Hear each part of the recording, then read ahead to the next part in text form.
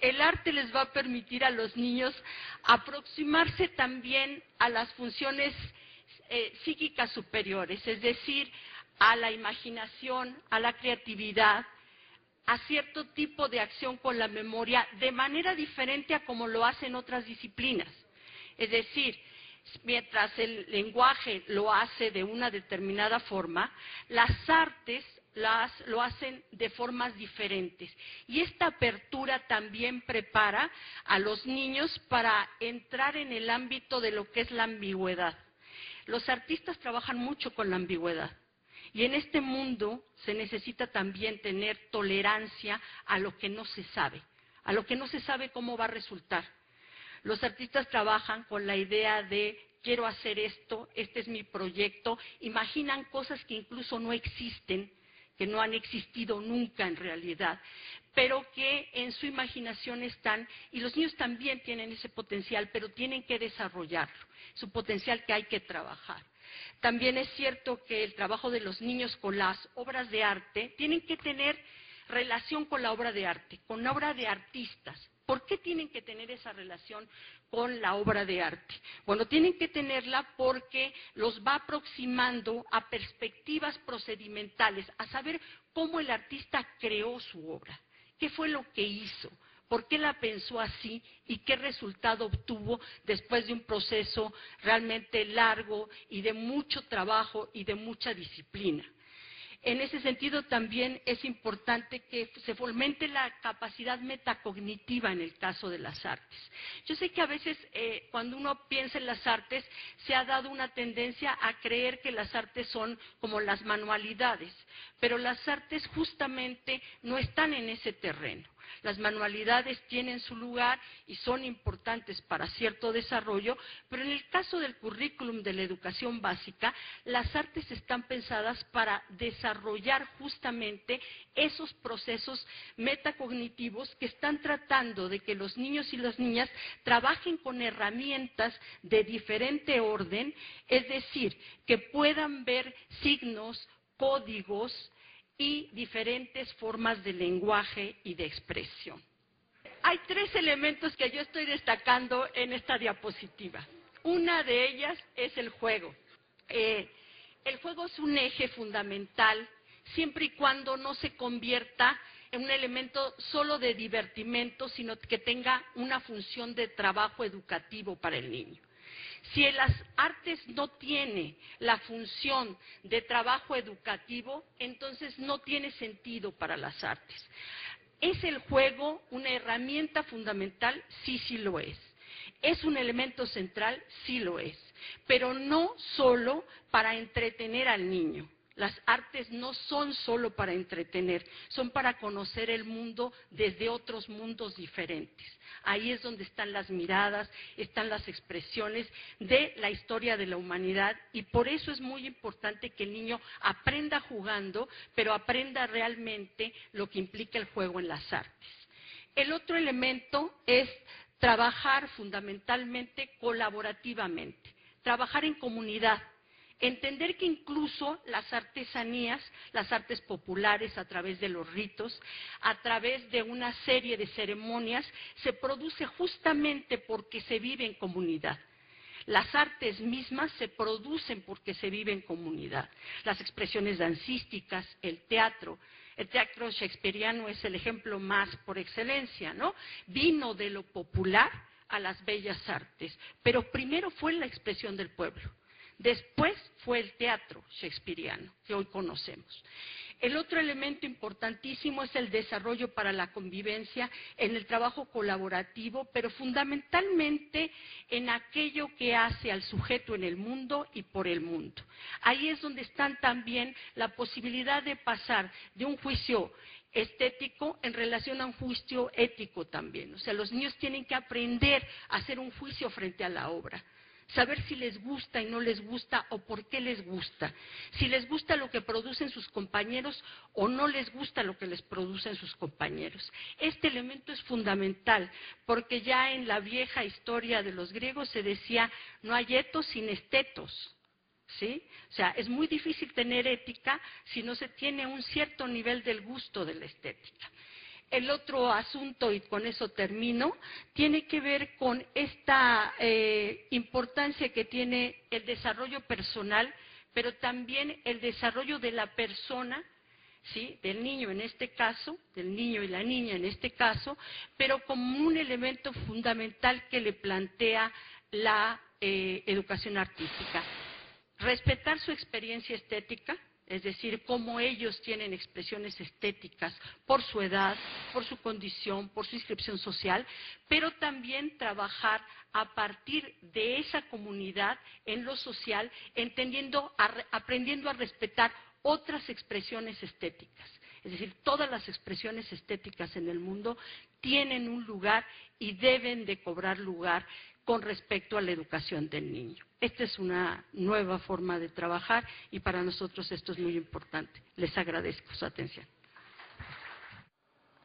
Como pudimos apreciar en la intervención de la doctora Rosa María Torres, las artes, es decir, la educación artística, no es una técnica que se puede utilizar para que los niños se diviertan o para que hagan carteles. Lo mismo pasa con la educación física, ¿no?, que con frecuencia aparecen estas dos asignaturas como asignaturas un poco decorativas del proceso educativo, y eso es algo que tendríamos que repensar desde este enfoque vigente. No son asignaturas decorativas, no es para que los niños hagan ejercicio y se muevan cuando están aburridos, o para que pinten y al hacer ya un cartel ya hicieron arte. Es mucho más allá, y lo mismo pasa con formación cívica y ética. Las tres asignaturas tienen la característica fundamental de que están dirigidas al desarrollo de la persona. Ese es un punto clave en este campo y quizá es el factor crucial de su importancia. Cuando trabajamos en la educación primaria y hacemos a un lado a la persona, hacemos a un lado el desarrollo del niño, estamos haciendo a un lado las posibilidades de éxito en el logro de los aprendizajes esperados. Porque no podemos educar sin educar a la persona, sin desarrollar integralmente a cada sujeto que como sujeto individual y como sujeto colectivo está desarrollándose en la escuela, está formándose. Entonces, yo voy a abordar un poco algunos aspectos centrales de formación cívica y ética, aunque ya se han tenido varios cursos al respecto. Los maestros conocen mucho acerca de esta asignatura, pero vale la pena puntualizar para encontrar los ejes de articulación con el campo. En principio de cuentas, podemos reconocer que las competencias cívicas y éticas, como todas las competencias, implican una articulación de valores, saberes, conocimientos, disposición de actuar, emociones, que preparan al sujeto para actuar de manera competente ante una situación determinada. El caso de las competencias cívicas y éticas, este actuar competente tiene dos planos, el plano ético y el plano de la acción social, el plano, digamos, de lo cívico-político. Entonces, yo no solo actúo mecánicamente bien al votar, sino que está detrás todo un juicio, está detrás mi postura como persona y como ciudadano. Por eso las competencias cívicas y éticas pues se definen desde un modelo deseable de ciudadanía, pero en principio de cuentas como un modelo deseable de persona. Y todas las escuelas de México se han hecho esa pregunta cuando hacen su planeación anual. ¿Qué alumno estamos formando? O sea, ¿qué persona estamos formando? Esa pregunta central nos incluye las tres asignaturas del campo.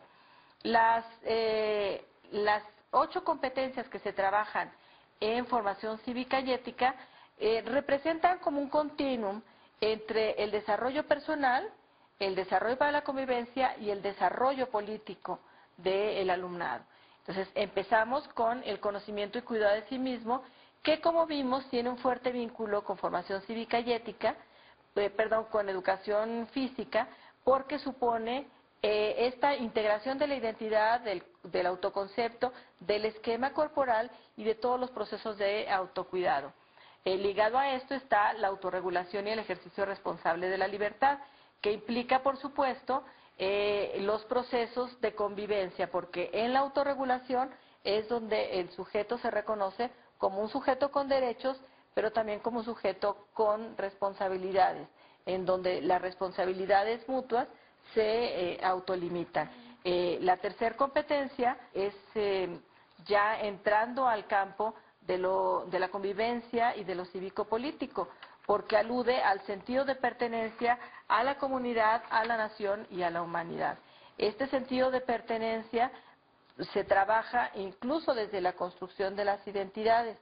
En educación física también tiene ahí mucho que aportar para el desarrollo de esta competencia, porque los juegos colectivos le dan al alumnado un importante sentido de pertenencia y de asumir la importancia de distintos roles. O sea, cuál es el papel que juega en un determinado, en una actividad colectiva, cómo su papel puede o no llevar al éxito de una actividad.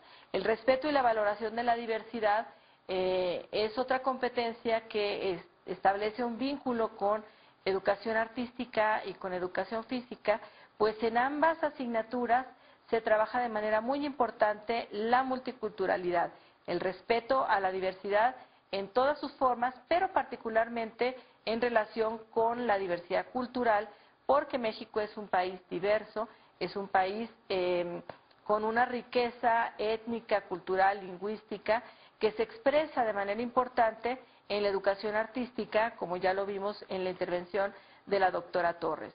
El manejo y la resolución de conflictos es una de las competencias de que les han llamado procedimentales en educación, en formación cívica y ética, y también veíamos que en educación física se trabaja lo mismo que la participación social y política, porque esta competencia de participación social y política alude a todo este conjunto de capacidades que tiene una persona para intervenir en la realidad en la que le tocó vivir y para tomar decisiones, para organizar, para tomar parte de aquello que le interesa, le afecta o tiene un determinado aporte para su desarrollo personal. No podríamos entender, por ejemplo, los deportes sin una participación de determinada manera. El apego a la legalidad y el sentido de justicia en formación cívica y ética coloca el acento de manera muy fuerte en el manejo de las normas, en la comprensión del sentido de estas, tanto las normas convencionales como las normas jurídicas. Y sabemos que los niños y las niñas van desarrollando este sentido de justicia desde una moral heterónoma en donde comprenden que hay un mundo regulado, y para ello el juego es fundamental. No podríamos fortalecer este proceso de desarrollo del sentido de justicia si no fuera por el juego, porque es la primera manera donde los niños tienen para comprobar, para hacer como un ensayo y error de lo que pasa cuando se viola una regla, cuando se imponen reglas injustas, cuando hay una arbitrariedad, etcétera, etcétera. Entonces, desde los primeros años podemos ir avanzando hasta llegar en los grados de la primaria alta, en los grados más avanzados, a un trabajo pues ya más de corte cívico-político. Es lo mismo con la comprensión y aprecio por la democracia, que es una competencia pues netamente cívico-política, donde lo que nos interesa aquí desde la perspectiva del campo es toda la parte de la democracia como forma de vida, ¿no?, que se permea en todos los ámbitos de la interacción. Hay una serie de principios metodológicos que constituyen a la asignatura y que le dan cuerpo y una identidad muy particular, distinta de lo que había en el programa del 93.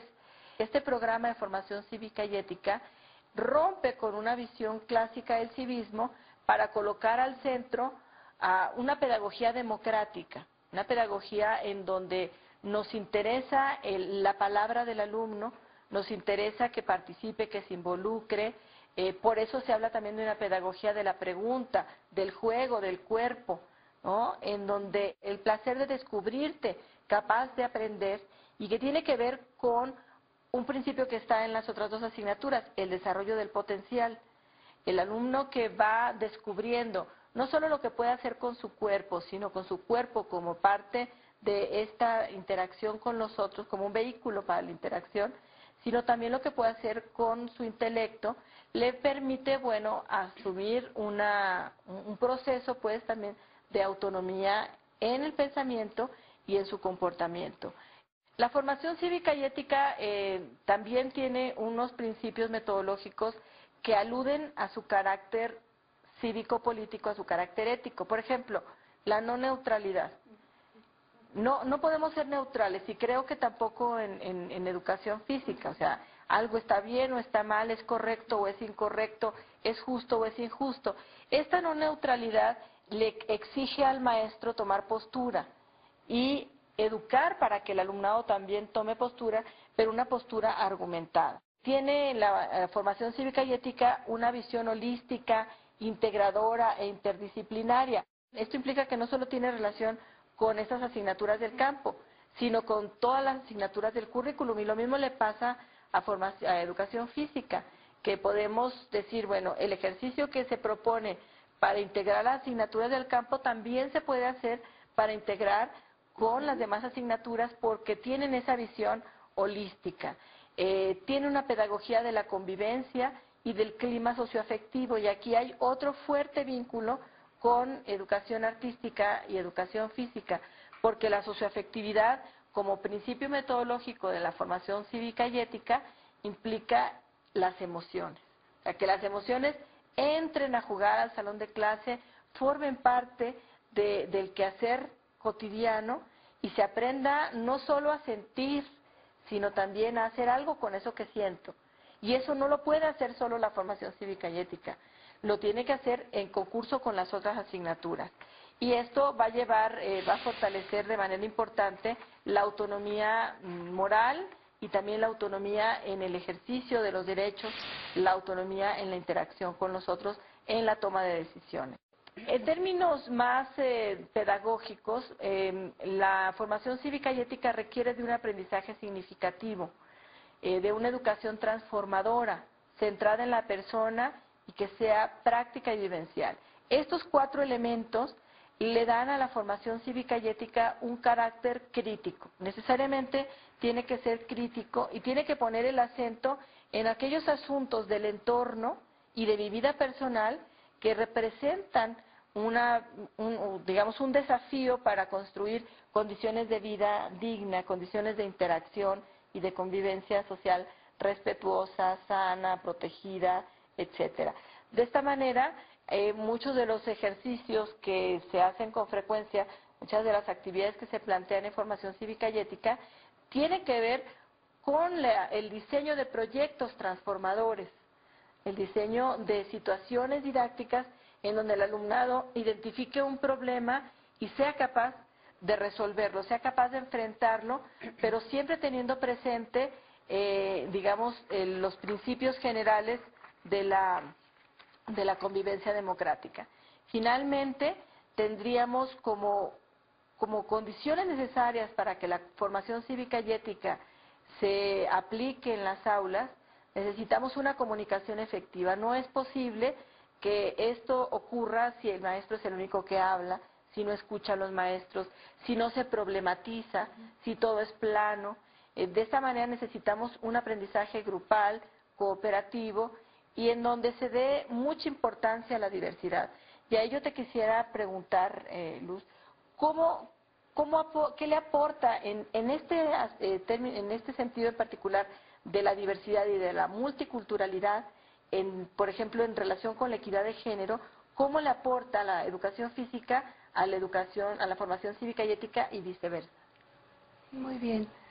Bueno, mira, ahora que estabas hablando, yo encuentro una serie de coincidencias interesantísimas. Me gustaría remitirme particularmente al asunto del deporte, ¿no? Y tomaría un poquito después este asunto de la diversidad y la interculturalidad.